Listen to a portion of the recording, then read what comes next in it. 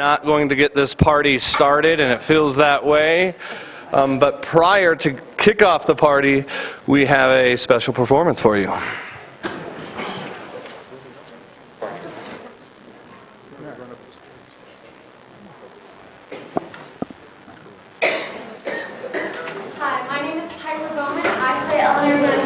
At this point in the show, I have tragically died and everyone is working frantically. My name is Kevin. I play Tommy during the following sequence. I am in the office watching the video feed to try to figure out who is the killer. Please enjoy the short scene in which out an accusation of fraud. She did it! The cook! I'm a chef! You little twit! Mommy heard her say that someone was going to serve their last meal tonight. If it weren't for the fact that you're already silly, I'd slap you silly. Your name is Romana? My name's One you can't pronounce. It's Ramona. So you're the cook. I am not a cook. I am a culinary artist. I create. I don't warm up leftovers. I'm a graduate of Le Manoir au Cap Saison. What was your relationship with Mrs. Van Houston? Relationship? You were her lover, yes? No! Oh. Yes, I hated her. She marginalized my talents. When I demanded she allow me to create, she said, give it to the mouth of the cat. Where were you when Mrs. Van Houston died? In the kitchen. Can you prove that? Any witnesses? Yes, about a few imbeciles standing around looking like deer caught in the headlights. You poisoned the spaghetti. Then you poisoned the spaghetti sauce. It wasn't necessary. It came out of my hand. I don't do cans, Inspector. How can we be sure you didn't poison the spaghetti sauce? Could it be that no one else is dead? Look around the room. Hi, Inspector. Hi. Okay, so Maybe she poisoned only Eleanor's plate. More than 75 meals have been served here this evening. I did not serve the spaghetti. How could I be sure the plate and the potion got the patron to be poisoned? you couldn't, unless you were in cahoots with the companion who delivered the distillation with the contagion to the victim who was violated. I told you, Inspector, I'm working with morons. The victuals with the venom could have only been delivered by a plant near the ant. She's the one. She delivered the dish with the stuff to the stiff. But she's just a child. Who just learned she'd been cut from her grandmother's will.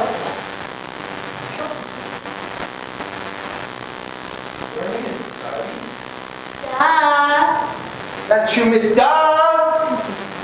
You were the one that served Mrs. Van Houston her dinner. Yes. Now, we have an opportunity and motive. You knew you'd been cut out the will. Yes. Maggie showed me a copy earlier. So what? It's only money. Grandma knew nothing about love. She didn't even know the meaning of romance. I'm young, vibrant. I have my whole life ahead of me. And she couldn't stand it unless she controlled everything. Well, she couldn't control the man I love.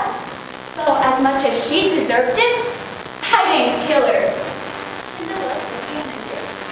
Only if Mrs. Van Houston was forbid to be certifiably great.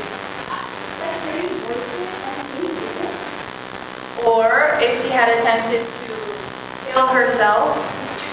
She was too in love with herself to do that. If Darby didn't kill Auntie, then who did? That's just what I tend to find out. I'm changing my accusation. Maggie killed Eleanor Van Houston.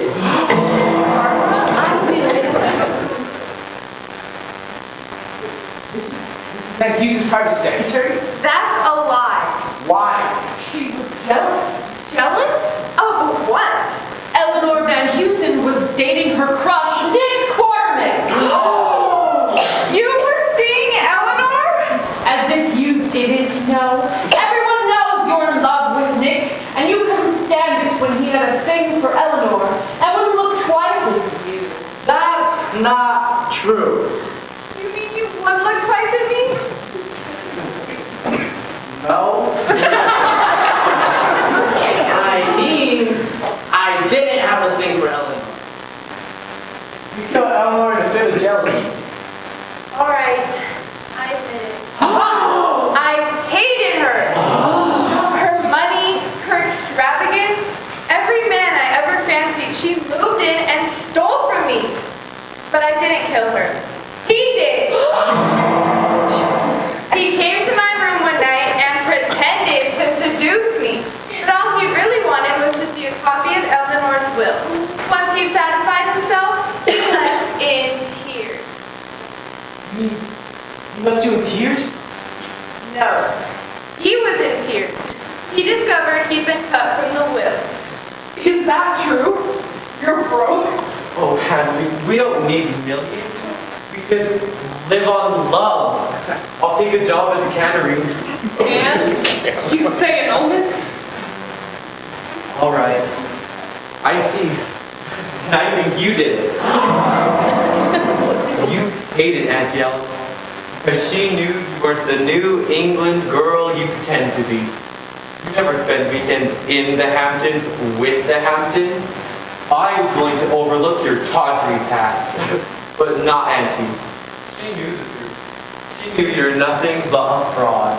A cheap, uneducated Las Vegas showgirl.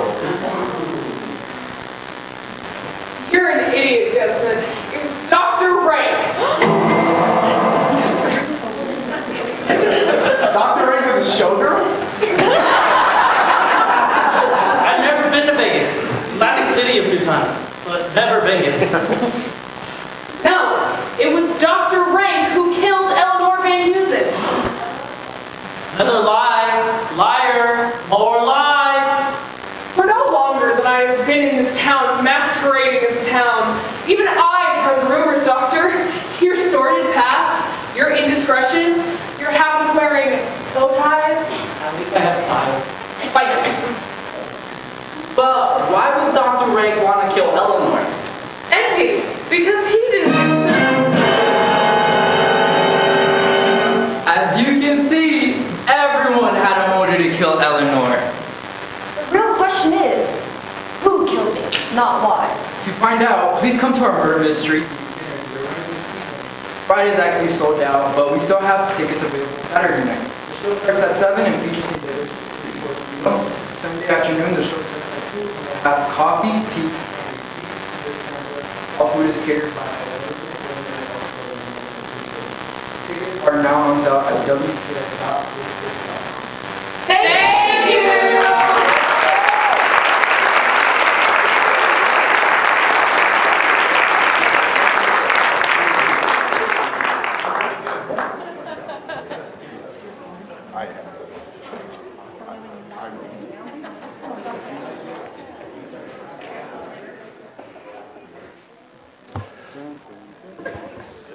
Well, if you thought they could bring the drama, welcome to your Board of Education at Westminster. Dun, dun, dun. All right. All right, let's call this meeting to order. The time is 6:41. Veronica, please call the roll.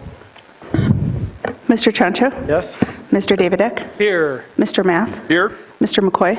Here. Mr. Valenti? Here.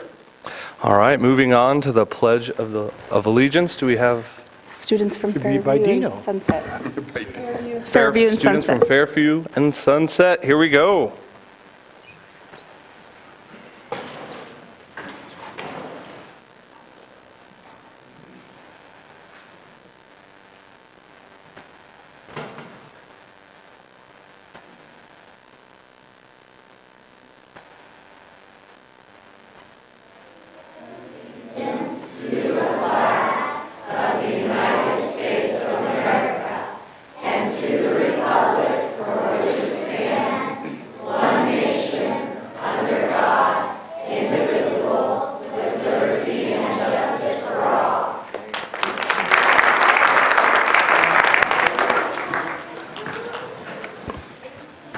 Students, we have pins for you.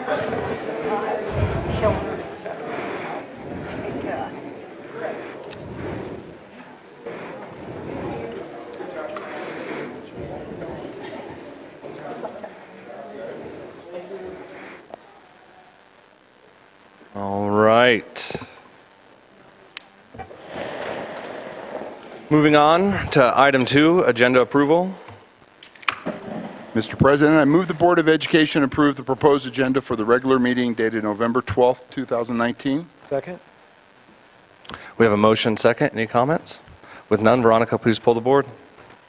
Mr. Chancho? Yes. Mr. Davidek? Aye. Mr. Math? Aye. Mr. McCoy? Aye. Mr. Valenti? Aye. Fantastic. Moving on to item 3.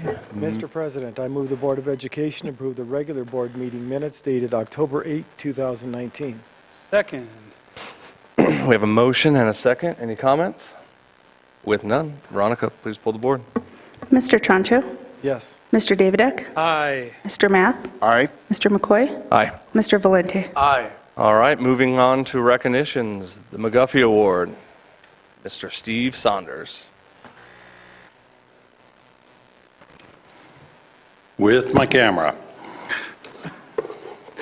Mr. President, members of the board, Dr. Swanson, last board meeting, Dr. Swanson had mentioned that Dino Valenti was being given the McGuffey Award, but since that mention, we've now actually had the ceremony. We now have a picture. We also have the award itself. And you got a haircut, the whole shebang. So we're going to, again, tonight take some pictures as well. But before we get there, and there actually is the picture of the award as it was given at the banquet that the board members attended, along with so many other members of the community.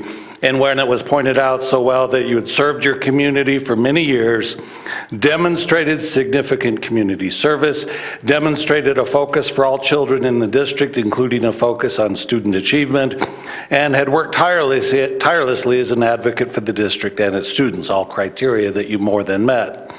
Of course, last year, as we moved to still another slide, you were a member of the Colorado State Board of Education. There you are with your fellow board members. No small accomplishment for Dino and then for the rest of the team. But if you go back even further than that, Dino, and I think you knew this was coming. Oh my God. Fired. Go back to 1988, and Dino, of course, a Westie grad. He was also valedictorian, also a sharp-looking guy. And ever since then, he has always looked for a way to support not just his school and his district, but his community. And so between that picture there and the McGuffey Award, if you go back 8 years ago, we went back and found a clip of why you described why you were running for the Board of Education. Veronica, play our clip. Is it censored? If elected to the school board, I have 3 major priorities and goals that I would like to accomplish. The first one would be I would like to re-energize and re-bring our community back together. I think for too long our community has been shut out of the educational process. We need everybody to educate our children. We need parents. We need business members. We need community members. We need religious leaders. We need everybody. And I think it's time we invite them back in and partner with them and build new relationships. Secondly, I would like to ensure that our fiscal matters are handled appropriately. Budgets are going to continue to get tighter. Needs are going to continue to grow. We must ensure that we spend every dime wisely and keep as many dollars as we can in the classroom. Thirdly, I want to ensure that we have the proper administration and professionals from superintendent on down as we implement our new standards-based educational model system. There's changes to be made, but we're moving in the right direction, and we will succeed. So I think mission accomplished, right, Dino? So on behalf of everybody in the school district, and we've all spent so many hours with you, of course we are getting paid for it, you were not. I know everybody here in this community is just so grateful for all the work you've put in. If you can come forward, we're going to hand you your award again and get some pictures taken as well.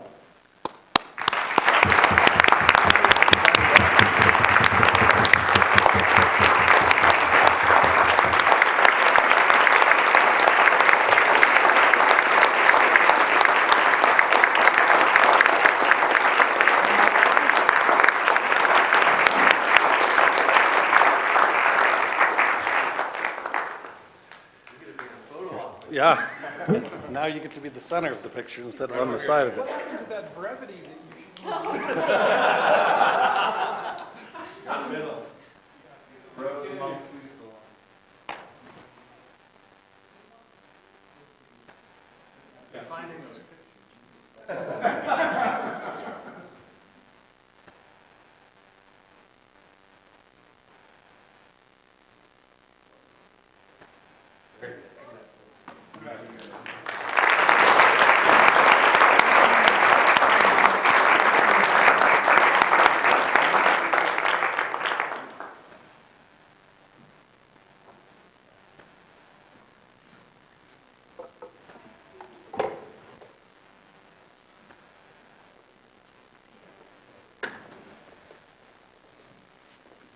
All right, item 4.2, Mr. Saunders. Okay, the hits keep coming. We know that we've got some folks watching us from as far away as Austin, Texas, and we believe all the way from South Carolina. So Eloise Foxworth, if you're out there, you can be awful proud of your daughter tonight, because we are here to honor Dr. Swanson as Colorado Superintendent of the Year, and to, what's the word I'm looking for? To bestow the honor, I guess. Lisa Escarzaga from CASE, she's the Executive Director of the Colorado Association of School Executives, and also with her, Monica Johnson, who is the CASE President-elect and the Superintendent of Strasburg. So ladies, if you'd like to step forward, and we'll get some pictures afterwards as well.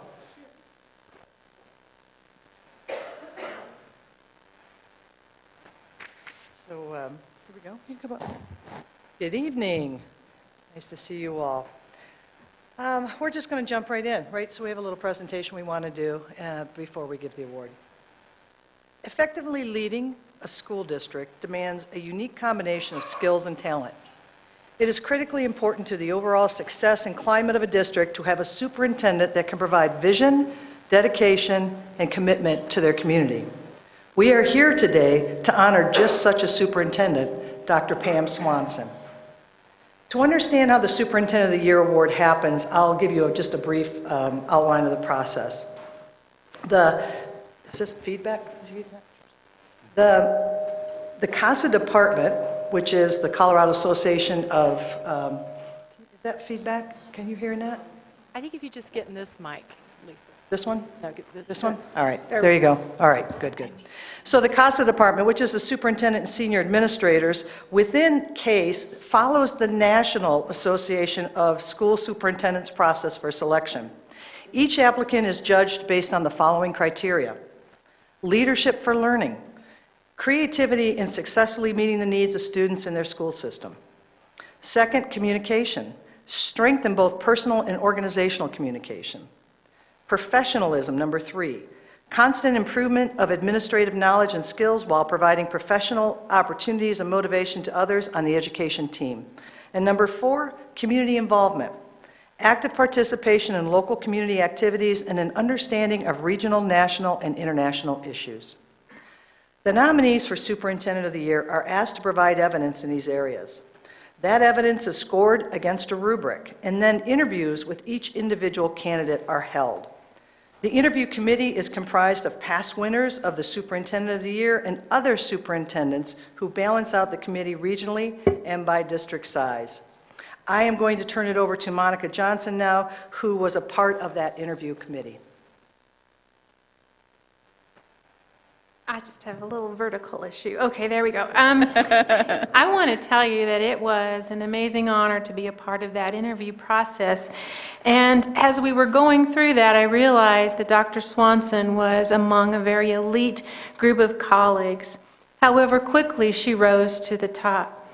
With her 24, maybe plus years of dedication to the Westminster public school system and into this entire community, we found in her that amazing commitment and love for what she does here and for her community, and it certainly just rose her right up to the top. She spoke about the soul of education, and I specifically wrote that down because as she was speaking with us, we could tell, or I could certainly tell, that she embodied an educational leader who truly at her core and in her soul and her being is the kind of person that has unwavering love and passion for children and all children to succeed. Through the rebranding or renaming of Westminster Public Schools to this immense challenge that you took on to confront the status quo of public education, where every student has a grade level by their age or however long they've been in a system, and they all get a grade based upon sometimes just showing up, you have challenged that, and you have gone to the point of saying, we know what's best for our community and for our kids, and you stormed through that in such a remarkable way that she showed to us that she has the courage to do what is right, not just what is easy. We were all so, I'll tell you, I came to Westminster Schools before you had a new name when you first started this, and I thought, how in the world are they going to navigate such a large system through such intricate obstacles? And the fact that you've persevered through that, I want to tell you, is truly amazing, and certainly attributed to your wonderful leadership, you as a board, and certainly Dr. Swanson. As you know, and as Mama's listening in on this, and she knows that she raised a humble lady. She greatly appreciates, Dr. Swanson made it clear to us that she greatly appreciates the dedication of her teachers, her paraprofessionals, her leaders, you, the members of her community, her students. She understands that it takes everyone together to make something like this happen, and that she feels honored to be in the position she has to be able to lead that. But she understands that she is one member in a big team of people that makes this happen. Dr. Swanson's leadership has brought this very large district, 20 schools, see, Strasburg doesn't quite have that many schools, 20 schools and over 9,300 students together with a single focus of putting the needs of students first, to challenge the status quo, to be consistent in looking at what is happening with our students, and in spite of sometimes a state system that just doesn't really fit. Right? I mean, and you said, that's okay, we can comply with that, but we're going to do what's right for our kids over here, and we're going to make those changes happen. Westminster Public Schools is fortunate, and you know this, to have Dr. Swanson. Your goal was achieved, and I'm certain that you would agree with that, to have a quality of an excellent leader leading your district. All of us in the greater educational community are very fortunate to have her as a colleague as well, because she challenges us to think outside of the box and to question what motivates us. I want to tell you where I'm coming from. We always talk about, is your compass really focused due north? Do you know where you're going, and are you going in the right direction? And I'll tell you that Dr. Swanson's compass is pointed due north. She knows where she's going, she knows where y'all are going, and what you need to do to meet the needs of your students, every single one of them. Therefore, on behalf of the Colorado Association of Superintendents, the Association of School Executives, and the American Association of Superintendents, we are honored to present the 2020 Superintendent of the Year Award to Dr. Pam Swanson. Woo!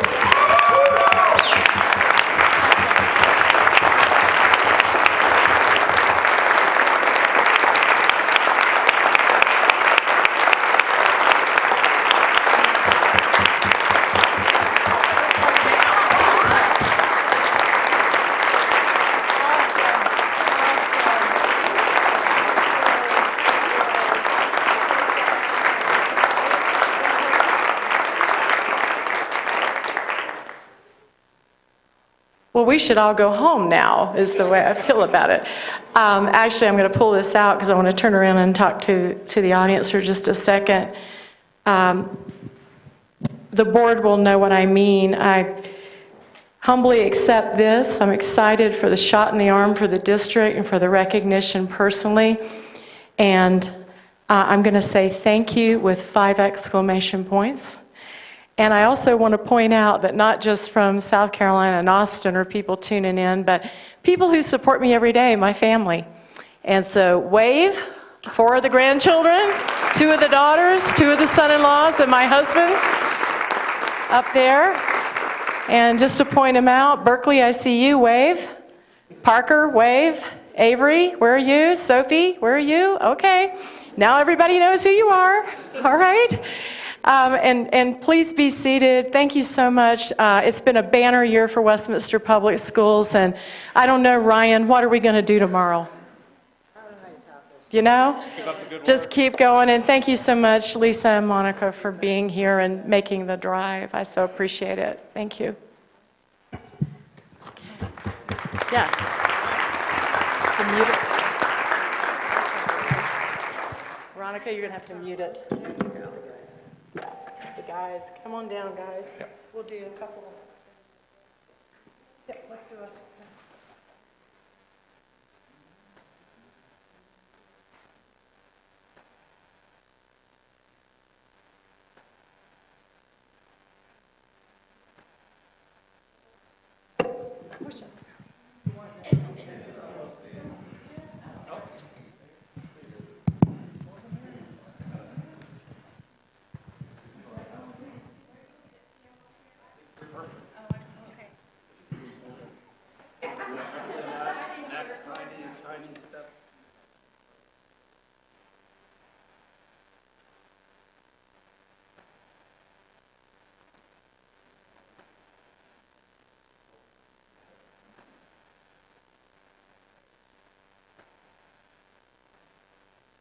Want to get Mike and Joe in here?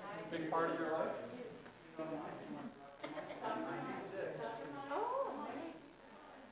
Other superintendent of the year? Yes, absolutely.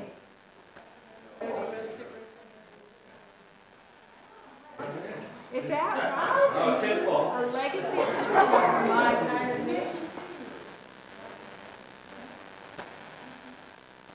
Joe Thompson.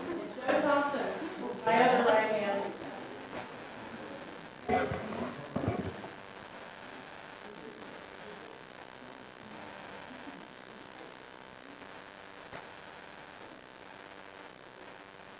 Lovely.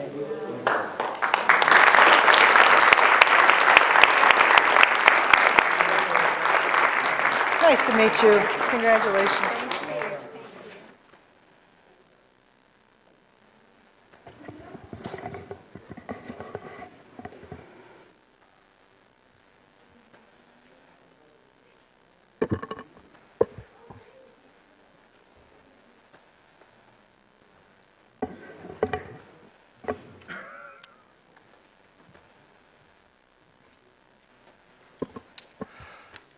Well, congrats to everyone. It's been a good workout for the board, getting up and down, for the audience as well. But well-deserved for Dino and Pam. Well-deserved. Long time coming.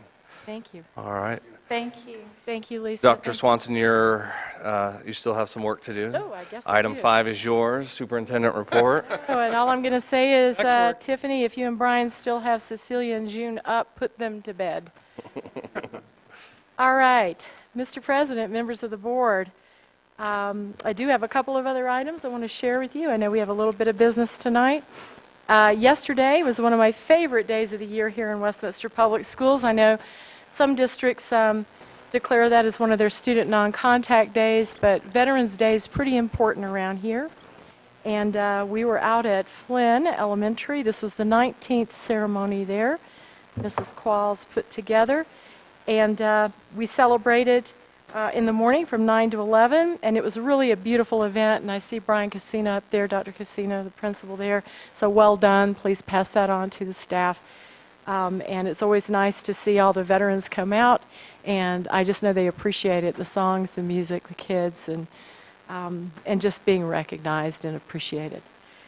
And Ken, I know you were there along with our mayor, Herb Atchison, and State Representative Shannon Byrd as well, so I won't steal all your thunder if you have something to say about that later. And it means so much to everybody, but especially our kids, because I think they learn that there's a reason why, even if you don't know all the veterans, you should thank all the veterans because of their service, and service above self is something that's really an important attribute for our youngsters to know and learn about. And in tomorrow's What's Up WPS, it has a really nice video viewing the event through the eyes of a Korean War veteran and twin sisters whose uncle is in the U.S. Navy. So pay attention to that if you've subscribed to that. And if you haven't subscribed to that, please do it. We have quite a readership now. A little later tonight on the business items, the board is going to take steps that will bring a significant change to another area of our community. in that area is Scott Carpenter Middle School and FM Day Elementary School. As everyone knows, years ago we said that if and when we passed a mill levy override, we had hoped to add a K-8 site and a remodeling project on that side of town. And not only are we doing that, but we're also meeting a critical need in terms of childcare and early education. We've been leaders in the school district, in the state, for quite some time. Before full day K was funded this past year, we've been funding it for well over a decade. We knew how important it was. We've also funded preschool, and we've just made those budget priorities, and we're expanding more and more. And there's a critical need for more and more childcare. And we have a waiting list already at the ProMax Center, and you'll hear ranges of how those numbers have looked this year when Dr. Duffy gives his report, so I'll leave that to him. But in the meantime, I want to show you a brief video about what's going to happen and coming changes to FM Day. All right, and I see Miss Eileen up there, Dibble Dogs. It is going to look very different. We are having the entire school remodeled. It's a work in progress right now, but when the new Early Learning Center at FM Day opens in the fall of 2020, it will provide families with access to a nurturing, safe environment that sets children up for a lifelong love of learning and success. It's exciting that now we're going to be able to provide families, especially working families, with quality care and education for their kids. Like the Early Learning Center at ProMac, the center at FM Day will provide infant and toddler care, as well as preschool opportunities for 3-, 4-, and 5-year-olds. It's never too early to start because we're giving kids advantages. We're in a school setting that is also inviting and it's fun for them. So we're providing quality daycare for them, but we're also providing learning opportunities for them. But it's never too early to get kids started in literacy and hearing stories and books and math. In all, about 130 spaces will be available, offering slots to children from surrounding neighborhoods, while also providing daycare for WPS employees with little ones. The center will also collaborate with college childhood education programs so their students can learn from and support at the FM Day Center. There will even be learning opportunities for future generations. Our high school students that want to pursue a career in education will be able to come here and get hands-on experience with our students. Among the features being built into the center are interactive outdoor spaces, art and STEM maker space, a nursing room for mothers, a library, a community workroom, and adult learning space. We'll also continue with adult education so parents can still get English classes. We have cooking classes, parenting classes that will continue. When all is said and done, it will be a new day at FM Day.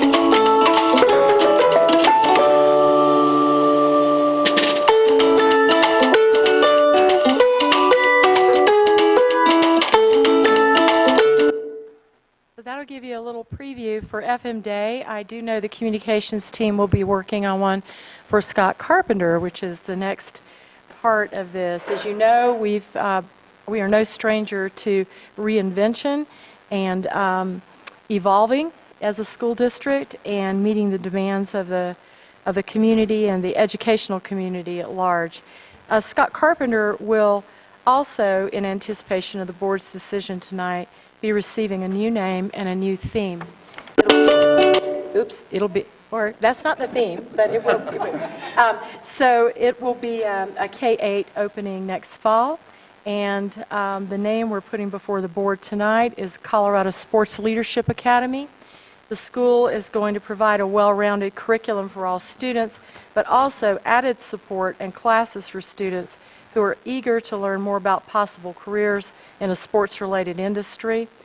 The career pathways can range from physical therapy, nutrition, sports medicine, broadcasting, print journalism, marketing, business, and statistics. And these programs all flow into career pathways at the high school level. We are also still ironing out many of the details, and once we have everything in place, we're going to create a logo, a video, plenty of information for families, and that includes some scheduling things, some transportation things, and Also, programming as it relates to the arts. We will have arts at Scott Carpenter Middle School. And I hope that, that we'll have that information to you before very long. We are into heavy remodeling at both schools right now. So I hope all of you will also mark your calendar for Monday, December 9th. The community is invited to a groundbreaking ceremony for the new Skyline Vista, and it's scheduled for 1 p.m. We're going to hope for less than 8 feet of snow or something like that. And in the spirit of giving, because the school community gave us a mill levy, we're going to give a beautiful new school back to our community. So I think we might expect cocoa and cookies and a holiday flair to that. So please come out. And the fall of 2021 is when we're expecting Skyline Vista to open, and we're very, very excited about it. And with that, I'm going to say one last thing. You have used your time, your talents, and your treasure wisely. And you will always be a part of Westminster Public Schools family. Board, any questions, comments for Dr. Swanson? With none, we are moving on to item 6, the Board of Education discussion. And to just kick it off, I know it feels like we've been on a long bye week. We've not been at the table collectively as a board because a lot of things have been happening. So if for us to get started, I'd like to make sure that we leave the last comments for Dino tonight. So with that being said, Joe, you want to kick off in regards to the conference that you all attended, and we'll go from there. Yes, several of us, and I do mean several, attended what was then called INACOL. Now they have rebranded. Now they are the Aurora Institute. And their conference was in Palm Springs. And what impressed me the most about it, some of our teachers and principals, administrators, presented at this conference, and it's amazing how things have changed from 6 to 8 years ago when we were all just learning what this was all about, and now the students have become the teachers. And it was really amazing to watch, to be a part of these presentations that they put on, because y'all walk the walk now. And it's incredible to see, and the level of sophistication that you had in your presentations, and the kind of questions that were coming back. You guys just know this now. It's not like, oh, I have to memorize this because this is what I'm supposed to say. You just knew it. You spoke it. You live it. And I was just completely blown away by how well you did. Oh, one other comment too. I asked Dino right after the little video presentation what happened to his brevity that he had when he was a candidate. Obviously, he lost that over the past 8 years.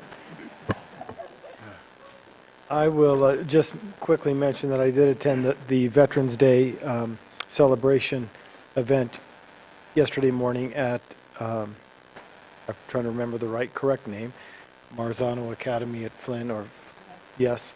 And it's one of my favorite things to go to every year. It's so well done. It's nice to see old friends and many of the veterans who attend year after year, and they really, really appreciate it.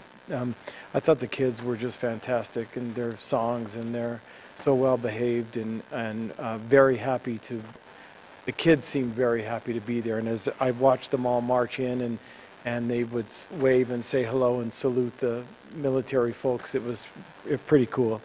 Brian, thanks, great job there. And of course, Cindy Qualls always leads that, and just does a fantastic job. So I look forward to the 20th year, right?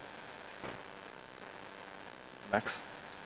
Well, Joe, I'm going to go on and say, what I found interesting about the conference is that I agree.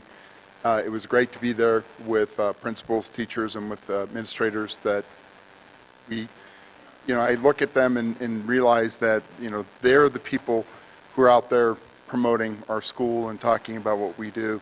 But what I find interesting is that we go to this conference, it's international, so we have people from all around the world there. They're actively looking for Westminster Public Schools. That is impressive to me. When we have somebody coming from thousands of miles away that want to come and talk to Westminster Public Schools, they want to talk to Jenny Gatto, they want to talk to Pamela, they want to talk to everybody about how we did it and what we're doing right. So to me, that is just one of the best things that you can do is to know it's not just something that's happening in Westminster or in the North Denver area. It's happening worldwide. And you can go anywhere, and WPS is kind of an actively name that Westminster Public Schools you're going to find throughout the world. And that's great.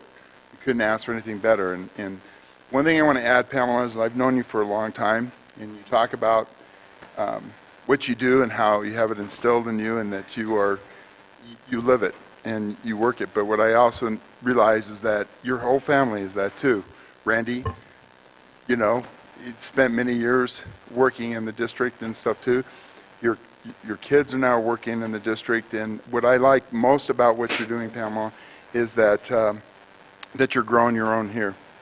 That we are taking our people and growing our own. We're not going out and looking for the people, but we try to grow our own, and I think that's important for us to realize is that whoever's going to take over and whoever's going to do what is we grew our own, and we feed into that, and I think that's how we're going to keep our success rolling. Yep. Dino, is there anything you wanted to add about the conference? No, it was really good this year. We missed the snowstorm. Sorry. Great. Just one quick announcement. I know Dr. Duffy and I attended the Adams County Youth Initiative meeting, which they have changed their name, and for the life of me, I can't recall what their new name is going to be, and it will be announced at their breakfast, if I recall. I did have to leave early. However, I will be joining their policy and legislative action network, which is a committee that they're bringing together to talk about a number of issues related to education. And Dr. Duffy and I did arm wrestle for that. You could decide later who won, but part of I think the concern that I had, Dr. Duffy, I expressed to Dr. Duffy as it relates to the plan, is making sure that we're in alignment with what CASB is doing, with what CASE is doing. There's a lot of educational groups out there working on policy and legislation, and I fear that we're just going to reinvent the wheel. And so that's why I've thrown my name in that hat, and we'll provide updates for the board. But more importantly, I'd like to acknowledge Dino and all your work before you move on and we give you the microphone. But on behalf of the board and the district, one of the things that we do when a teacher retires or a staff member retires is we give them this beautiful globe that says a world of thanks. Now, I want you to look at this and just kind of understand the symbol behind it, right? You came into this and listening to your top 3 tiers of the things that you were going to rally behind. One of them was bringing the community together. And I think that is something that just speaks volumes of what you've done. But in looking at what we do as educators, and you yourself as a board member, you are an educator. So don't take yourself away from that. You are, and you will always be one. Is we have a direct impact on the students in WPS. We do, whether it's through policy or you're in the classroom or you're cleaning the schools. We all have this direct impact. But what's so unique about us providing you with this globe is that our students will have a global impact. And you're part of that. And because of that, I thank you so much for your leadership, your friendship, and thank you.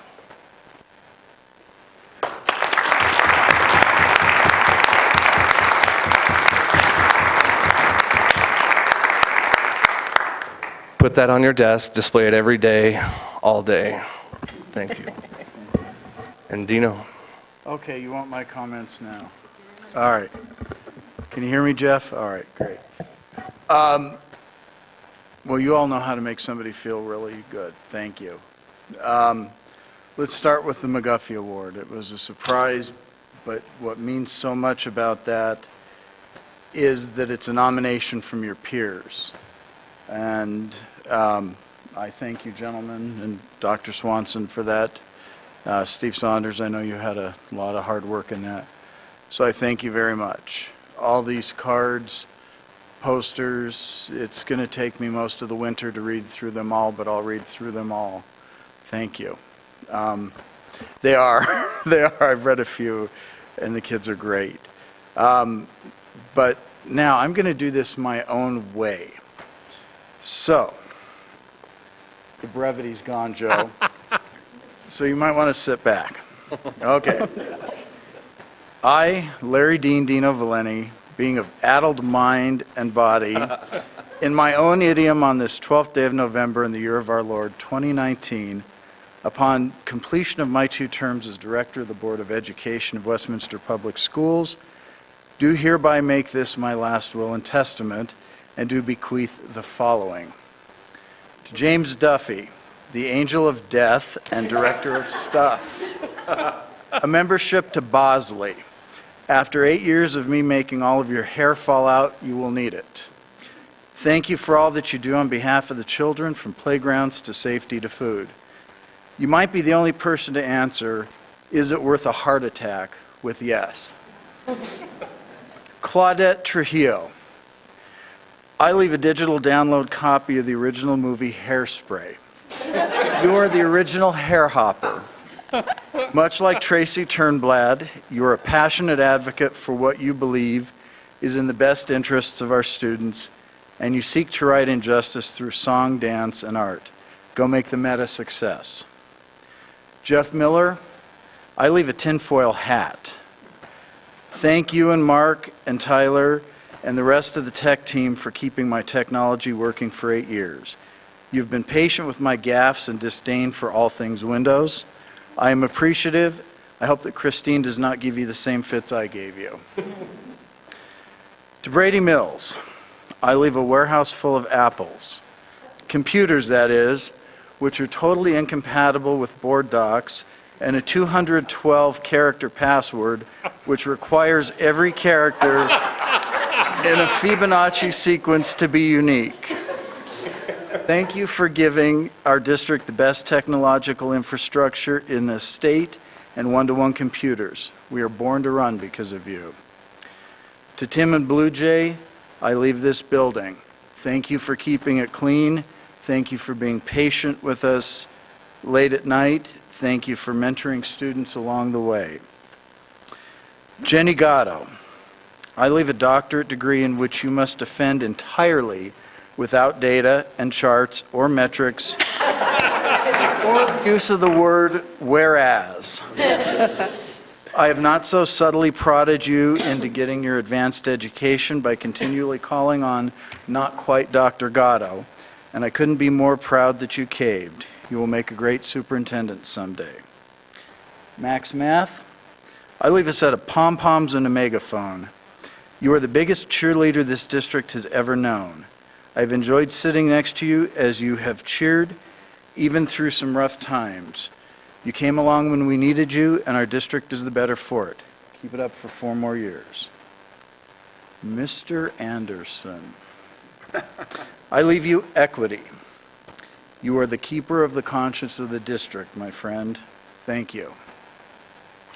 Matt Obashan, I leave an unlimited set of avant-garde socks and shoes. Don't worry.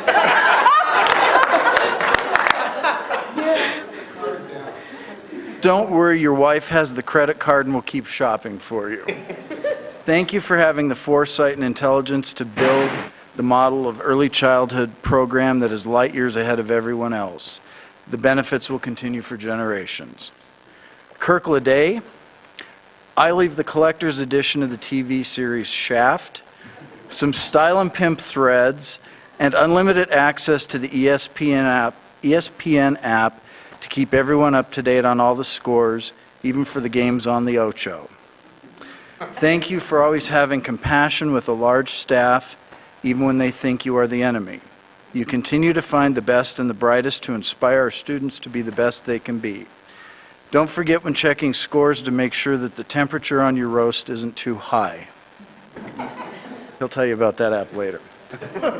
Mike Lynch, I leave 4 agreements, Kagan structures, and the word of the day. That word is perspicacity. Fred knows what it means. The rest of you all can look it up. Joe Davidek, I leave you 88 keys and the hope that just one other person will throw down an obscure movie reference to make you laugh. Thank you for always bringing the focus back to the kids and staff and being a passionate advocate for what the arts can do for a person's life. Ryan McCoy, I leave a tank of helium and a tie. Your balloon never lands, and much like Max, you always see the good in people. Thank you for your friendship and your leadership and your passion. You are only beginning to hit your stride. Keep going. Linda Keister, I grant you a perpetual retirement contract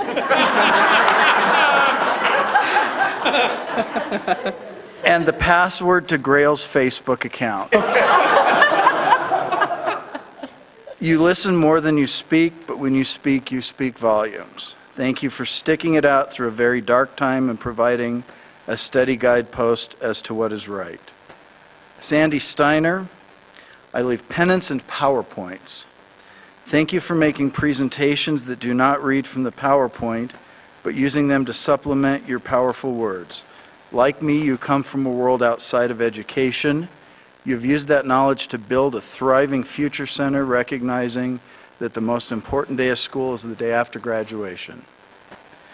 James Stewart, I leave the calendar committee and a lightsaber. The force is strong in you, my friend. You are the original hero, and thousands of kids you never gave up on have better lives as a result. Ruben Pacheco, we started the journey together but did not finish together. I thank you for the service and for the realization that we are too big to be small and too small to be big. To Fran Groff Gonzalez, I leave a cup of tea and a full tank of gas. You're going to need both in your new role with the time you spend going from place to place and talking to people. Thank you for working to make WEA a true district partner.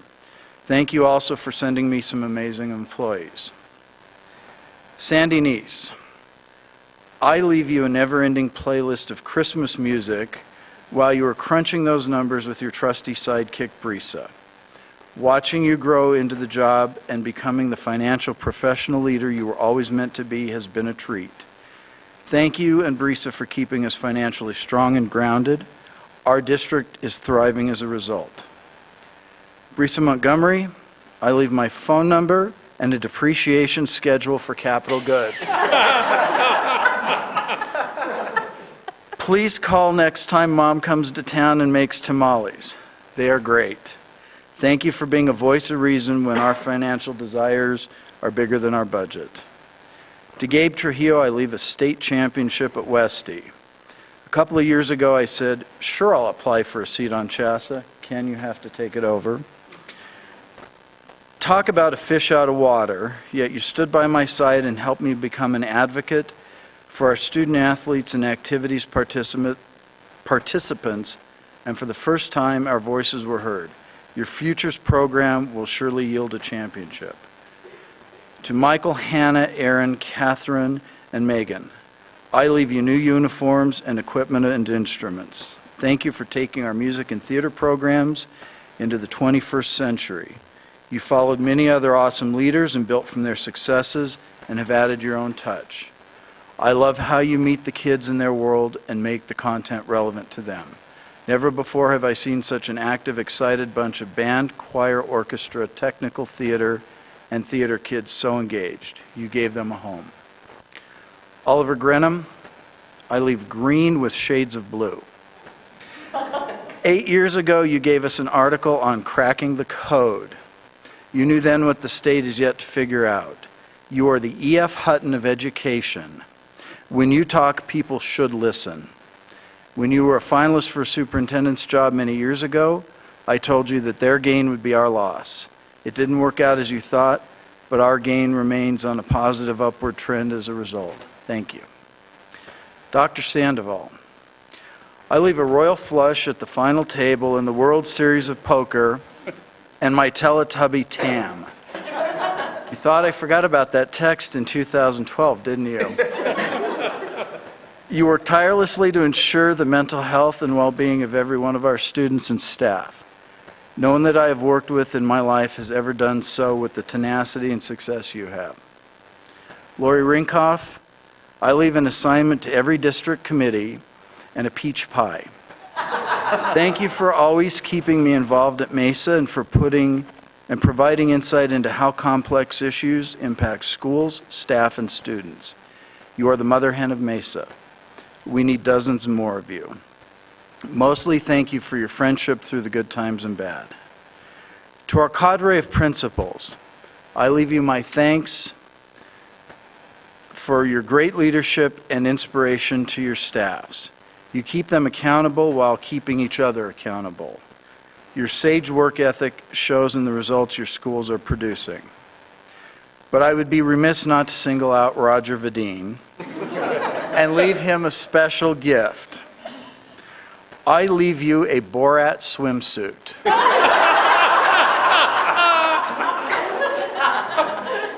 To everyone else, I leave dark glasses so they don't have to see him in it. Ken Chancho, I leave you a microphone that will pick up your voice. We have been friends for over 30 years, and I value that friendship. You're a gentle giant who can read through a budget like nobody I have ever seen. Don't change, but please do speak directly into the microphone because you have a lot of good to say. To Marilyn and Sharon, I leave the Superintendent of the Year for 2020 as a gift from the Sons of District 50. To the silver-haired fox, I leave you my thanks for taking care of our district in a way no other attorney could. Keep those Irish eyes smiling. To Holly Ortiz, I leave you a bottle of hair coloring and a bowl of popcorn. I surely have turned all of your hairs gray with my wild harangues and wanting to go aggressive at every legal issue that arises with the state. Thank you for being a voice of reason to keep us grounded. You joined us at an awkward time but never missed a beat. You might need that popcorn in 2021. To David Bell, I leave a lift kit for your Raptor and a ticket to a non-breakfast foundation event. Thank you for your keen insight into the markets. You've saved the district millions and helped to guide us with your wisdom. To Anita Roberts, my treasure and confidant and cheerleader, I leave you improved health and much joy in your retirement and marriage to Dick and your travels through the Pacific Northwest and beyond. To the members of WRSCA, I leave you my thanks for having me cater your luncheons and for continually giving back through scholarship. You were my teachers and gave me the tools I needed to be a successful life learner. To David Mackey, I leave the recipe for blandly flavored gelatin with carrots and raisins. Upon receipt, please burn it promptly because nobody should ever have to eat such cuisine. Thank you for taking our food services to a new level of culinary heights while never sacrificing nutrition. You serve over 100,000 lunches a summer and hundreds of thousands a year. Everyone benefits from a full stomach. To Steve Saunders, I leave a personal interview with Bruce Springsteen. Your transition from television to education has been remarkable. You have never been afraid to tackle the badlands of negative journalism that pervades our media, and your dedication and commitment to the positivity of our district are unwavering. From one St. Joe's baby to another, I thank you. To Jeff Colbank, Wayne Cox, and the media kids, I leave a full high-definition upgrade for WPS TV. He's gonna love Jeff, thanks for picking up where Big Wayne left off and taking our media experience to new heights, especially with your little drone, and for mentoring so many students into lifelong professions. To Christine Martinez, I leave my seat. It's a nice one. I'm sorry if it's the perpetual timeout seat. Follow your voice and your heart, and there is no doubt that the first daughter of District 50 will do great things for WPS. Keep the boys in line. To Veronica Gleaton, I leave a squirrel and tranquility. My mother always told me that I could try the patience of a saint. Well, you are a saint.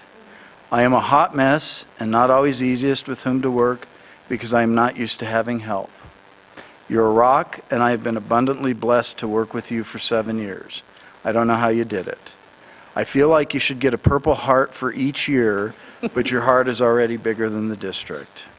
I will miss the Monday check-ins and all the little things you do to keep WPS such a special place.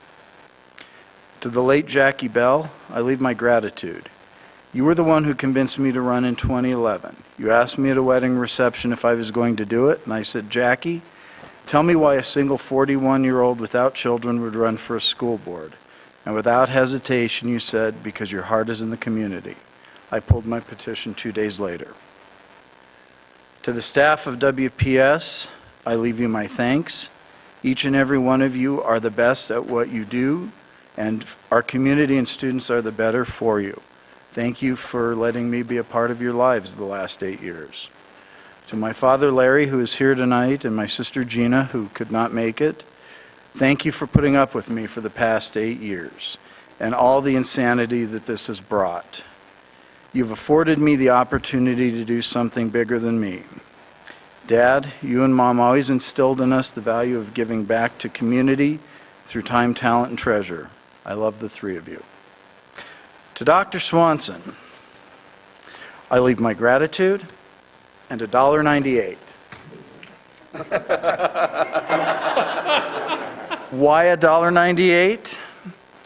You win the prize, you take the cake, you get the crown, and $1.98.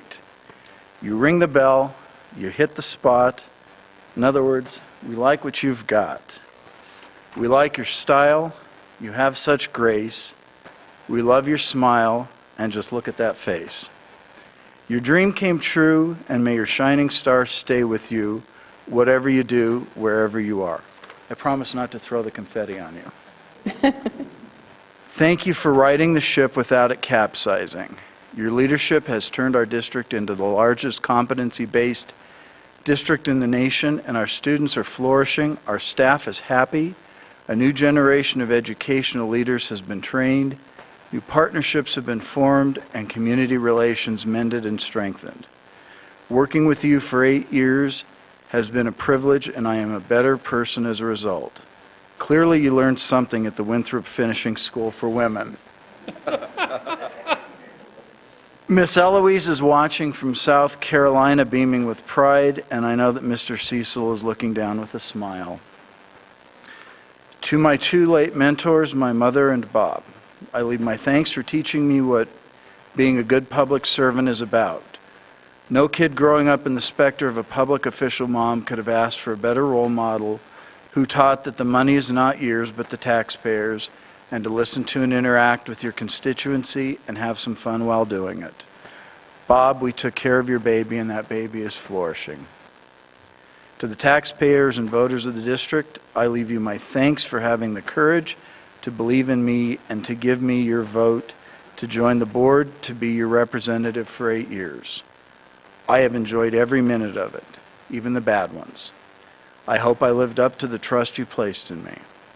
Finally, to the students of Westminster Public Schools, I leave you the future. The world is your oyster. You can do whatever you want. Go get them. Thank you.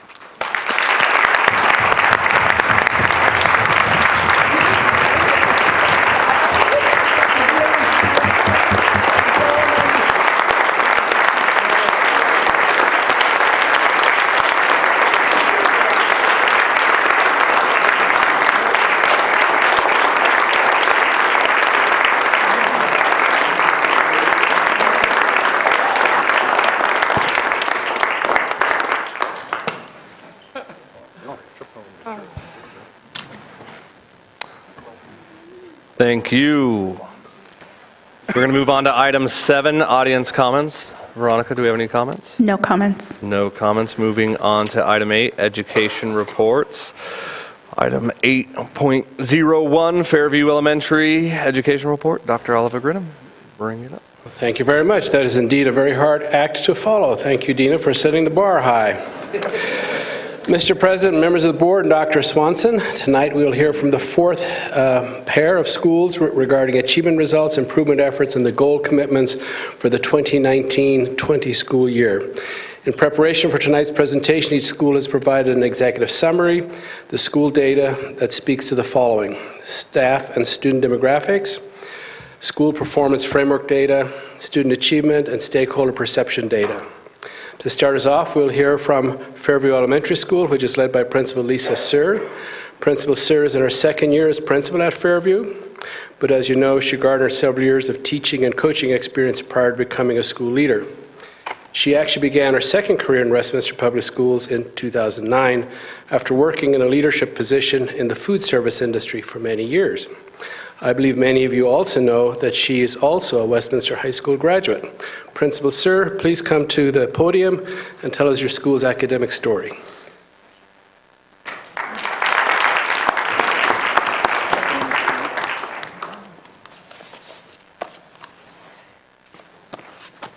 I wish I would have gone first. Bye.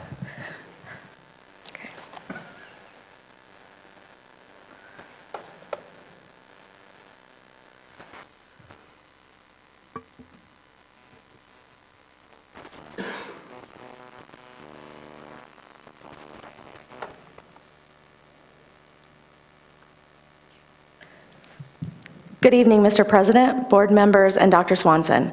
Thank you for having me here tonight and giving me this opportunity to share the amazing things we're doing at Fairview. But first, I would like to start by saying thank you to my staff who continue to make Fairview great. Thank you.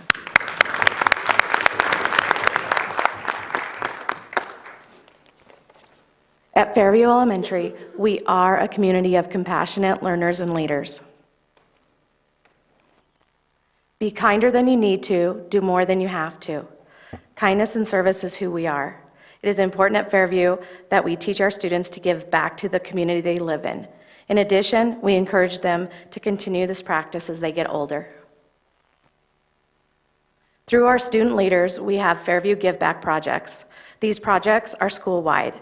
As you can see, it is important that all levels give back. Our preschool students most recently sent letters to our veterans for Veterans Day. Our Level 2 students are currently having a food drive for Thanksgiving, and we are looking forward to a toy drive in December. Again, this is what we value at Fairview.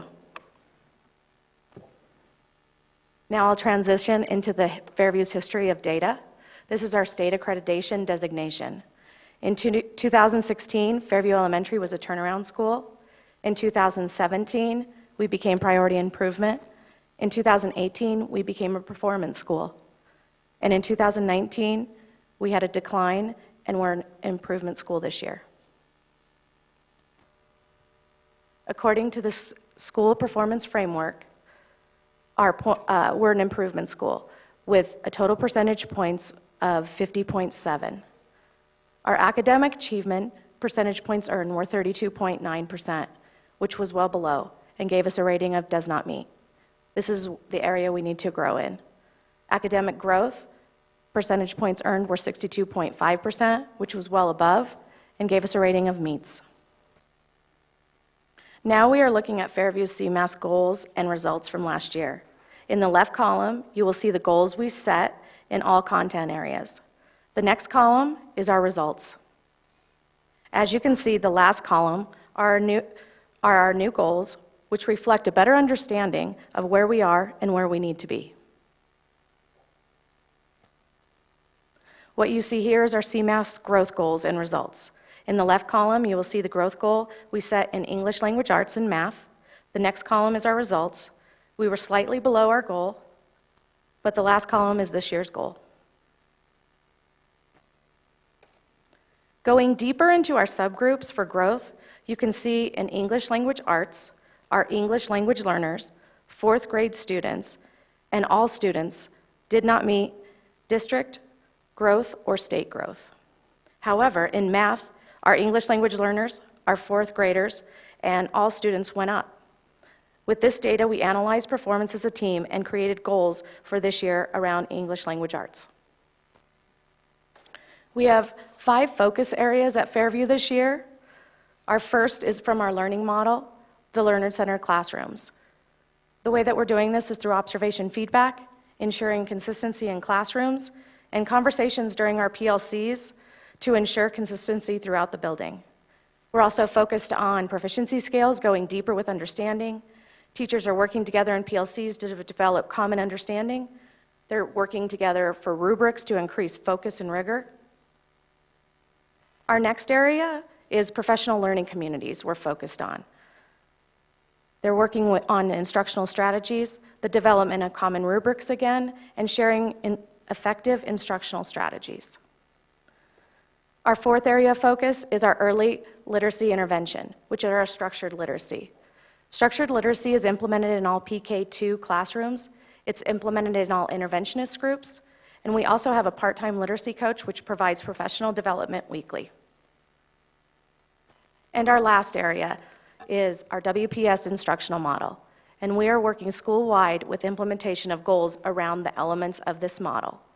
Our teachers have decided that we would work hard on our proficiency scales and rubrics.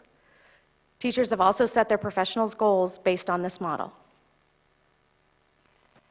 While we are focused on these 5 areas, you still can count on our team to work passionately with our 2 new unique programs. First, we have an effective needs program that helps students with social emotional needs and teaches them skills to help them go back into the general education classrooms. We also have our adaptive skills program, which works with our most medically fragile students in the district. The teachers and paraprofessionals in these programs are amazing to watch. Now the heart of the building, our parent community. Our PTO has over 20 parents and growing. These parents have supported us with our homecoming float, our Halloween carnival, and they themselves give back by catering after-school nachos and snow cones and preparing meals for our teachers at conferences. It's a steadfast community. And last, a special thank you to Dino Valenti and his dedication to our staff, students, and parents in this district. And that concludes my report. Thank you. Thank you. You can give him all the acknowledgement. He's still going to ask you questions. You know it's coming. Dang it, dang it, dang it. To be about math, you know, it will be. Yes. Okay. So, all right. I'm kind of... Board, this is our opportunity to ask questions, make comments. I will go first. When you looked at, we don't have to go back on the slides, but when we looked at the drop from where we were at in 2018 to 2019, where do we think, what transpired? What happened? We had a big jump in growth from 2017 to 2018, and we thought with that growth, what usually happens after growth comes achievement, and we were working towards that achievement, and it didn't hit. And that's where we focused on our data and what it looked like and where we needed to focus on, and the drop obviously was in English language arts.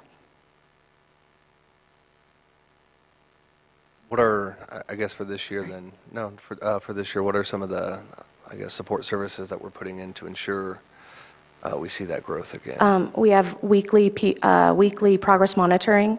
We also have that part-time literacy coach. I have a full-time literacy coach that's helping teachers.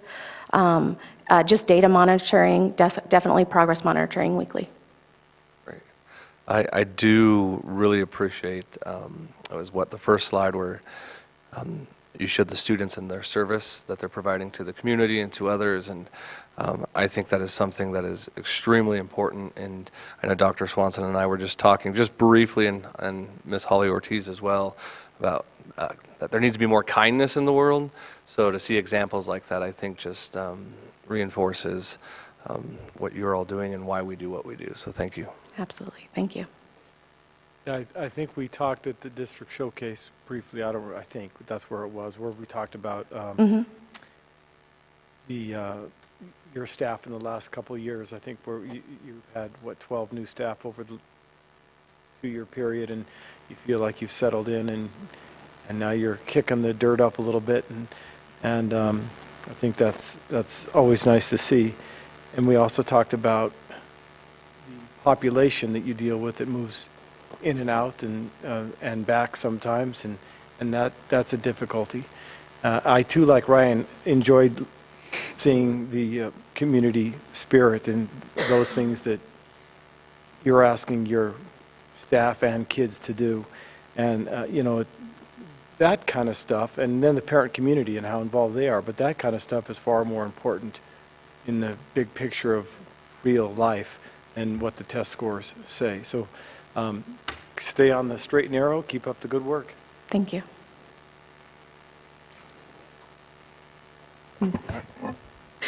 You don't have All right, to. fine, I'll ask a question. Your last questions, Dino? Your last question. So 7 years ago, the then principal at Fairview presented to this board, and the PTA president mom spoke no English.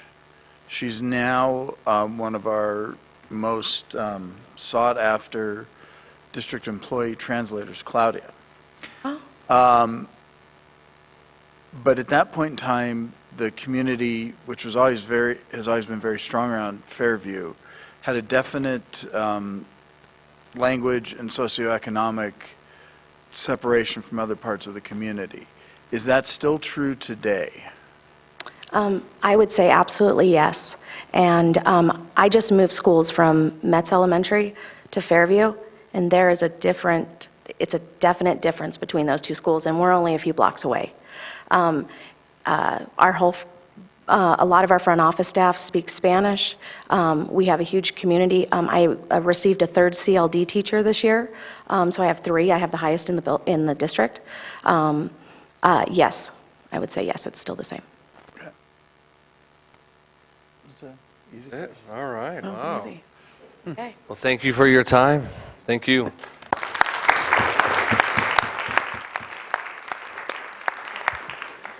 And now we will hear from Sunset Ridge Elementary School, led by Principal Roger Vadine, who is currently in his 16th year as principal. He continues to hold the longevity record for being at the same school during his entire tenure in Westminster Public Schools. Yep. And over that 16 years, there's always lots of photographic evidence of things that principals do. But in the light of the earlier image I have in my head from tonight, I'm going to spare that collage piece. So Principal Vadine, please come to the podium and share your school story. Thank you, Oliver. All right. Roger, Huh. you're on the clock. Already? I haven't even started. All my colleagues are telling me to hurry up. Look at this. Organize. They're like, be quick. All right, I'll try. No promises. All right.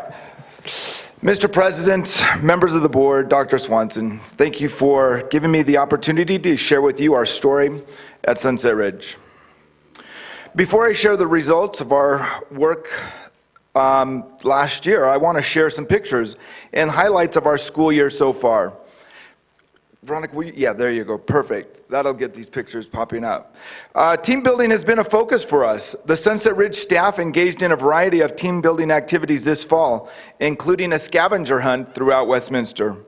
Our intermediate students participated in a fun full-day team building event called Connecting the Dots.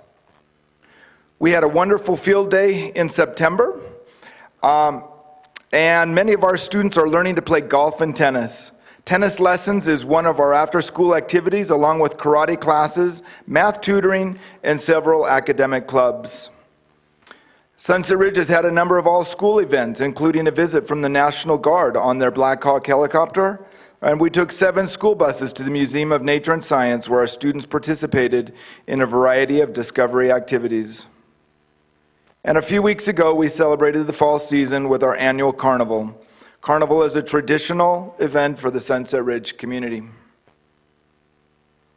I'm happy to report that in 2019, Sunset Ridge maintained our performance rating. We earned a total of 55.2 points. This is an increase of 1 point from our 2018 rating. As measured by CMAS 2019, Sunset Ridge students demonstrated increases at all levels for English language arts. In math, our students demonstrated increased student performance at all levels except at 4th grade.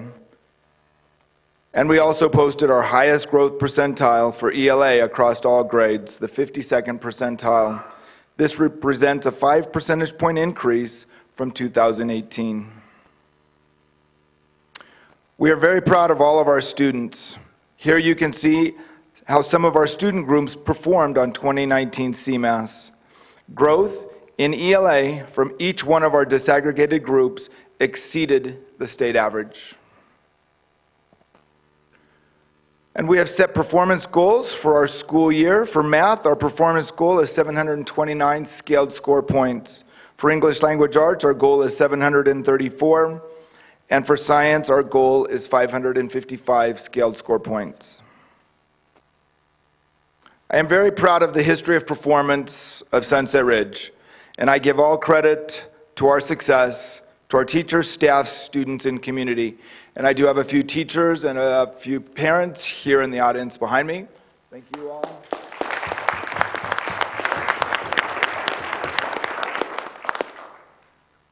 Including Christine Martinez, who will be sitting up there in Dino's spot next week. On this slide, I am sharing the 8-year history of state accreditations for Sunset Ridge. I'm also going to show the accountability ratings for 2 Adams 12 schools that are located within a mile radius of Sunset Ridge. We share an eastern border with Federal Heights Elementary, and we share a northern border with Rocky Mountain Elementary. As you can see, Sunset Ridge has a distinguished reputation for producing very positive outcomes for students over many years. As part of our Unified Improvement Plan, we have identified a pathway to support our continued success. On the next series of slides, you will see our 4 school-wide goals and the aligned major improvement strategies. I will highlight some of our work in each goal area. Every day, we look for intriguing ways to engage our students in their learning. We have had great feedback from our Kagan trainings, and we have 4 Kagan coaches providing ongoing feedback to teachers. Our staff does a great job working together in professional learning communities. Staff members meet regularly to plan lessons and share ideas. Every month, professional learning teams share data highlighting how our students are performing in reading, writing, and math. We work together to identify strategies that are working best for our students. For many years, we have partnered with Regis University and Metropolitan State University. We have successfully sponsored and supported numerous practicum students and student teachers. Over the years, we have hired many of the student teachers fortunate to be mentored by a Sunset Ridge teacher. One key to our success is that Sunset Ridge parents are shown ways to help their children at home. Throughout the year, our parents are invited and encouraged to attend parent engagement activities. Events like our Summer Bridge Challenge and Math Game Night are very popular with our families. For the past 2 years, we have partnered with several community groups, which has resulted in increased opportunities for our students. And I will conclude my report with a few remarks on our work to break down barriers to student learning.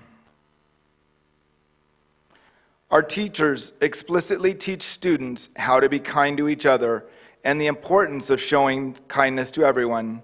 Our staff works hard to create and maintain safe, calm, and predictable learning environments in order to sustain the conditions for healthy student development. Through a series of lessons, Sunset Ridge students learn 12 kindness concepts. We give our students many opportunities to apply these concepts, and we celebrate with our students when we notice expressions of kindness. As a staff, we are currently learning how to be responsive to all students, especially to students who have been affected by adverse childhood experiences. An example of a school-wide relationship-building project is our CUBS program. CUBS stands for Children Understanding Buddy's Strength. We believe that it is important for us to cultivate relationship-building strategies for our students. Through CUBS, our students get the opportunity to share kindness with their peers while working together to build relational trust. For some students, we have partnered them up with a staff member in order to create another layer of community. By explicitly focusing on developing positive relationships, we are breaking down barriers to learning and helping our students achieve to their highest potential. Thank you again for the opportunity to share with you. Dino, I want to thank you for your contributions and advocacy to promote the work of Westminster Public Schools. Our journey has been adventurous. Your support has been critical to the success of our competency-based system. And this concludes my report. Thank you.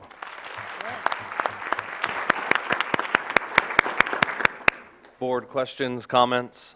Just a quick question. What does Remind me, it might be Oliver, on the mobility rate unduplicated and mobility incident rate. Okay. I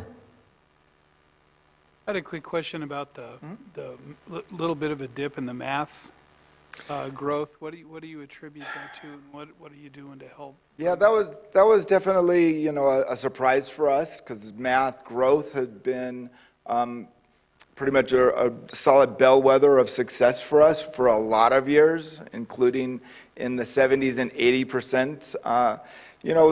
Our achievement went up and growth went down, so it was a little bit, hard for us to swallow that, but we had to, and we're digging in. We are using lots of, I think, higher level and more rigorous materials to teach our students, especially at levels 3, 4, and 5.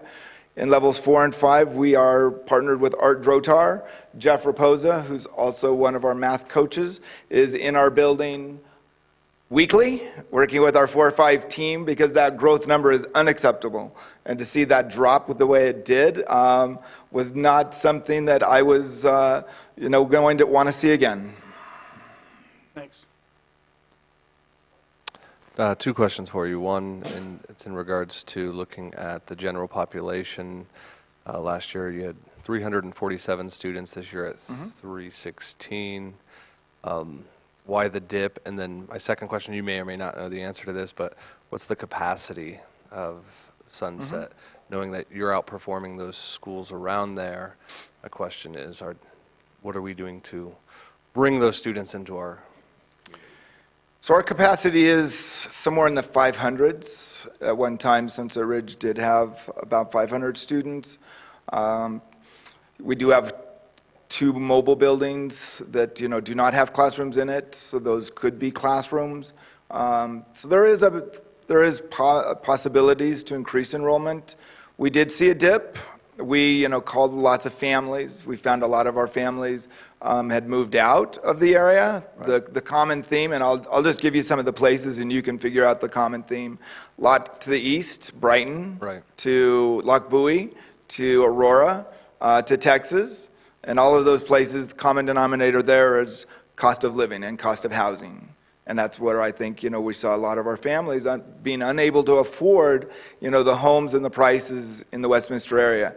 So that shift has definitely hit the north area. And then last question I had was in regards to, you made a comment into the Summer Bridge Challenge. Yeah. Can you talk a little bit about that? Yeah, we've done this probably, I'm going to say, 5, 6 years, is we bring in a resource for our parents, and it's called it's a Summer Bridge book. It's a workbook, and as long as a family member comes to a night and listens to me talk about how to use it and why to use it with your kids, we give them a free book. And what that does is it bridges the learning from first grade to second grade, and every day there are activities that the students can work on. We encourage our parents to, push that. If you just hand them the book and expect them to do it, that book's not going to get completed. But if the parent is consistently reminding the student, you need to work on your reading, you need to work on your writing, you need to do some math, we believe that helps our students throughout the summer, and not to have that huge gap of not learning and not paying attention to the skills and the concepts that we worked on, up through May. I believe Christine Martinez was part of that group last year who got a book, and can't remember, Grant, did you get yours done? See, there you go. I'll have to give him $1 later. Got $1.98, right? $1.98. Some of us know that reference. Well, thank you. Any other questions? Only that, let's see, your report, went 5, 6, 7 minutes, and you mentioned the new board member coming in by name twice, so. Yes. I said, if there's an angle to work to have a board member at our school, I'll figure it out. Claudette warned me, and sure enough, you're already hard at it. I definitely am. Anything for Sunset Ridge, I'll do it. Dean, we have 20 schools. Okay. Just saying. Oh, God. I'm trying to walk away. I'm trying to sit down. That was a nice Oh, try. man. Okay. What is a 2x10 intervention? 2x10, yeah, that's a good one. What we have is a focus on trying to have more staff contact with kids. We believe that, if kids have at least one adult, and the goal would be to have more than one adult, who they can feel like is a person that they can trust, who cares about them, who knows a little bit about them, that will make a difference to them to want to come to school, to feel connected to the school community. So 2x10 means 2 minutes, at least 10 days in a row, to have a meaningful conversation with a kid as an adult, to a kid, and maybe more. I've had a connection with a student for a couple of years now, and I touch base with him every single day. And most of the time it has nothing to do with academics, it's just a connection with him. Cindy, are you and Janelle part of Rogers' 2x10 intervention crew?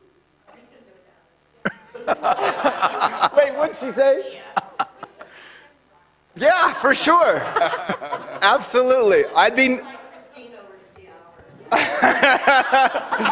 would be nothing without my colleagues. Absolutely. We have such a great team. Yes. Okay. We do.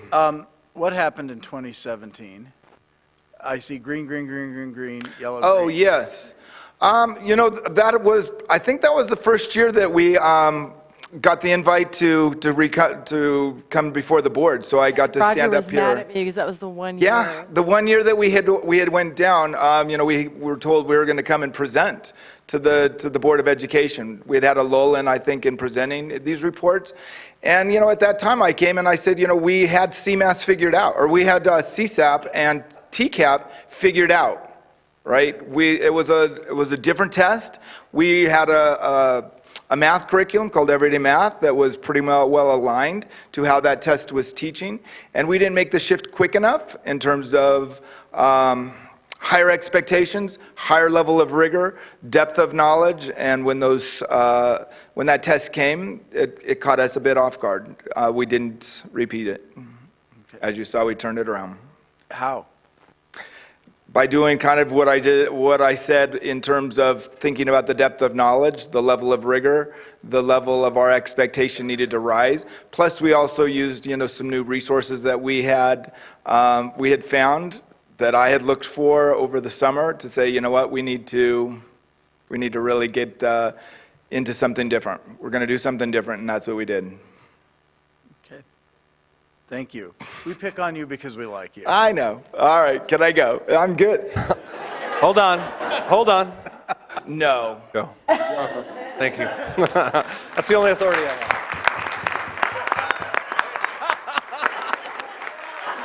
Yeah, baby. Rod.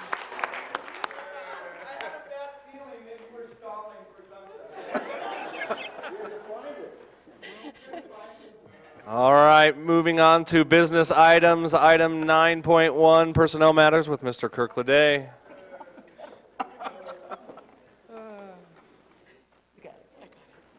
Raj, I'll need to see you after this meeting. Love it.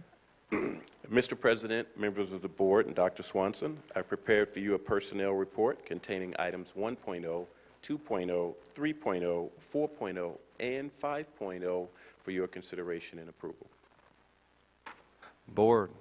Mr. President, I move the Board of Education approve personnel matters as presented on items 1.0, 2.0, 3.0, 4.0, and 5.0. Second. We have a motion and second. Any comments? With none, Veronica, please pull the board. Mr. Chancho? Yes. Mr. Davidek? Aye. Mr. Math? Aye. Mr. McCoy? Aye. Mr. Valente? Aye. Excellent. Moving on to item 9.2, adoption of K-12 mathematics curricula. Mr. President, members of the board, and Dr. Swanson, at the September 24th study session, you received an update regarding the RFP, the request for proposals for a new K-12 mathematics curriculum. You also received an overview and demonstration of the curricular resource called Envision Mathematics. The Envision Mathematics resource provides the best match to the 15 attributes that were identified by teachers and principals. These attributes ultimately became part of the RFP. And it's important to note that one of those attributes spoke directly to the use of the resource in a competency-based system. You will recall that during the study session on September 24th, I was assisted by several members of the Mathematics Steering Committee, many of whom are here tonight. And I'd like to take this opportunity to publicly thank them for their work. So can you stand up or wave, folks?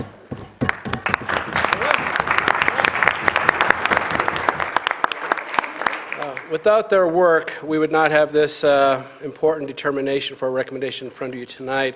I also want to call out the big gentleman in the back of the room for facilitating the process, Mr. Eric, who kept us honest in the RFP process. The work of the Mathematics Steering Committee involved a lengthy and thorough review and evaluation process of 9 products, including vendor presentations.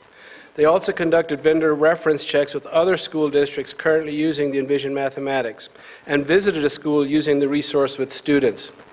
The Mathematics Steering Committee is fully confident in the recommendation being put forward tonight. Here are some of the reasons why. 1, Envision Mathematics is fully aligned with the Colorado academic standards and Colorado measures for academic success. In fact, assessment practice items are structured in an identical manner to those found on the CMAS. 2, Envision Mathematics is fully articulated through clearly developed mathematical progressions across grades and further links between related concepts within a grade.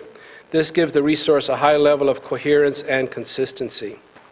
3, Envision Mathematics is focused and narrows the amount of content at each grade level by going deeper rather than broader. 4, Envision Mathematics is rigorous and provides a balance between conceptual understanding and development, procedural skill, and skill fluency. 5, Envision Mathematics has a wealth of student and teacher tools that support best first instruction, as well as interventions for students who are behind or need English language support. 6, Envision Mathematics has a comprehensive professional development component that is provided through in-person training as well as digitally on demand. 7, Envision Mathematics has a solid parent component both in English and Spanish.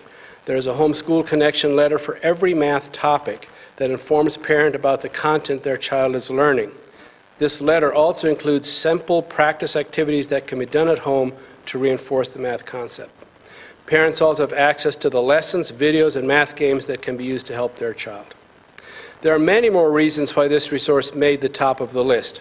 However, a very important one was cost. Given our budget as a result of passing the mill levy this time last year, we were able to negotiate for a 6-year online subscription to Envision Mathematics, as well as the Tier 3 intervention known as Success Maker. This online subscription is accompanied with all annual print materials and manipulatives for each grade level, along with a very comprehensive professional development component. Along the way, we were able to secure an additional cost savings of $369,000 in terms of printed materials and some professional development. Or said another way, a cost savings of almost 29% for the school district. If this recommendation is approved tonight, we'll begin preparations to order materials, provide professional development, as well as build the needed technology links between the online platform and our student systems. We are considering the remainder of this school year as a ramp-up and learning time for schools to get familiar with the resource with full-on system implementation to commence in fall of 2020. Having said that, I do want to let you know that all schools have expressed an urgent desire to begin using this resource as soon as possible with all or some of their teachers. And now for the recommendation. With the total cost not to exceed $1 million, administration recommends that the Board of Education adopt the curricular resource known as Envision Mathematics for K-12, inclusive of the Tier 3 intervention known as Success Maker, for a 6-year term. Thank you, Board. We've received a recommendation. Do I have a motion? Mr. President, I move the Board of Education of Westminster Public Schools, a accredited institution, adopt the curricular resource known as Envision Mathematics for K through 12, inclusive of the Tier 3 intervention known as Success Maker for a 6-year contract term. Second. We have a motion and second. Board, any comments or questions? Just acknowledge, I appreciate the team coming out and presenting it to the board. I will tell you, I could have used the item 7, the parent overview of doing 5th grade math with my daughter because I struggled with the new way. But nonetheless, I'm looking forward to it as a parent, so thank you. Thank you. Veronica, please pull the board. Mr. Chancho? Yes. Mr. Davidek? Aye. Mr. Math? Aye. Mr. McCoy? Aye. Mr. Valenti? Aye. All right, moving on to item 9.3, Despain roof repairs. Let's just scrape it. No? If we scrape it, you won't get your brew pub. Mr. President, members of the board, and Dr. Swanson, as described in the National Register of Historic Places application, the Despain building, originally known as the Harris Park School, showed the vision and belief of the town fathers that they had in their unincorporated community. At the time it was built in the 1890s, it was one of the few buildings built of brick in a town of truck gardens and farms, in its Romanesque revival style with its truncated hip roof and steeply pitched projecting gables set it apart from the surrounding architecture. During its life, the building has served as a K-8 school, the district administration building, district instructional resource center, the Welcome Center, and now it houses the Westminster Historic Society's archives. While the building takes pride of place in our facility inventory, it has been pushed further down the deferred maintenance priority list since it does not house active instructional programming. The years have taken their toll and the roof is now in dire need of repair. At this time, we have no choice but to repair the roof or incur greater damage in the future that will result in more costly structural work. In line with our procurement policies, we have conducted a mandatory pre-bid conference, a site walkthrough, and invited bids on the project. 9 vendors participated in the walkthrough and 3 bid on the project. We have selected Alpine Roofing Limited to do the work. At this time, administration recommends the Board of Education award a contract for the roof replacement at the Despain building to Alpine Roof Limited in the amount of $62,753. Thank you. Board, we have a recommendation. Mr. President, I move the Board of Education award of a contract for roofing replacement of the Despain building to Alpine Roofing Limited in the amount of $62,753. Second? We have a motion and second. Any comments or questions? Just one. Well, I've never been to Despain, but I kind of like the music.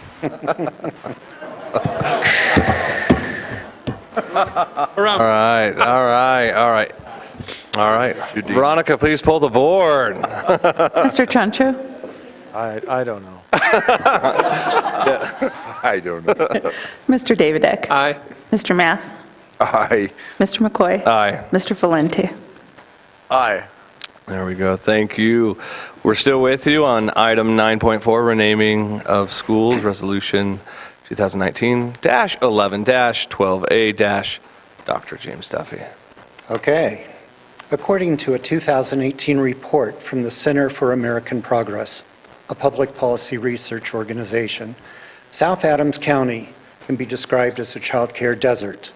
As defined by the report, a child care desert is any census tract with more than 50 children under the age 5 that contains either no child care providers or so few options that there are more than 3 times as many children as licensed child care slots. Westminster Public Schools has long recognized the need for quality child care for our district families, and in 2017, we expanded our early childhood opportunities from providing preschool for 3 and 4-year-olds to infants and toddlers with the opening of the Early Learning Center at Pearl Mac. With the month of opening that program, we had a wait list. The program currently has 50 infants, toddlers, and preschool children enrolled, and a wait list of approximately 100 other young scholars. At times, the wait list has been as high as 140. The Early Learning Center at Pearl Mac has quickly become known as a quality child care center, offering superior instructional and social learning opportunities. Building on the quality community perception of our Pearl Mac program, the district recognizes the power of branding. Not only does it make a memorable impression on the consumer, but it allows our customers and clients to know what to expect from us. It allows us to distinguish ourselves from the other competitors and clarifies what we offer that makes us the ideal choice in early learning opportunities. With that in mind, we are adopting the Early Learning Center umbrella for all our standalone early childhood programs. So in addition to recommending the board rename the program at FM Day to Early Learning Center at FM Day, we recommend extending the brand to include the Early Childhood Center at Gregory Hill, which would be renamed the Early Learning Center at Gregory Hill. Therefore, the administration recommends the board adopt Resolution 2019-11-12A to rename FM Day Elementary to Early Learning Center at FM Day and rename the Early Childhood Center at Gregory Hill to Early Learning Center at Gregory Hill, effective July 1, 2020. Thank you. Board. Mr. President, I move the Board of Education accept Resolution 2019-11-12A to rename FM Day Elementary to the Early Learning Center at FM Day and rename the Early Childhood Center at Gregory Hill to the Early Learning Center at Gregory Hill, effective July 1, 2020. Thank you. Second. We have a motion and second. Any comments or questions? Actually, one. So I know that FM stands for Francis M. Day. Is the official name of the school Francis M. Day Elementary?